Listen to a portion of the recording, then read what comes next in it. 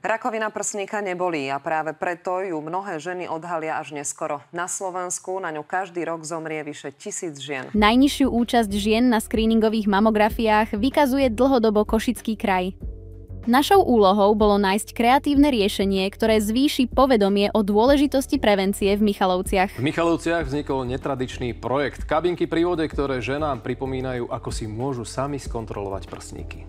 Prezliekacie kabinky sú miestom, kde sa v lete často prezliekame do plaviek. A práve to je ideálny moment na samokontrolu prsníkov. Z obyčajných kabín na kúpaliskách Zemplínskej Šíravy sme spravili špeciálne prezliečacie kabinky so zrkadlami a vizuálnym návodom na samovyšetrenie prsníkov. Ženám tak celé leto budú pripomínať, že prevencia im nezaberie viac než pár minút a môže im zachrániť život. Kampaň sme odštartovali tlačovou konferenciou pred nemocnicou v Michalovciach za účasti lekárov, regionálnych médií a OZ Amazonky. Nápad zaujal aj celoštátne médiá. Prezliekace kabíny vyzerajú nenápadne, môžu ale zachrániť život.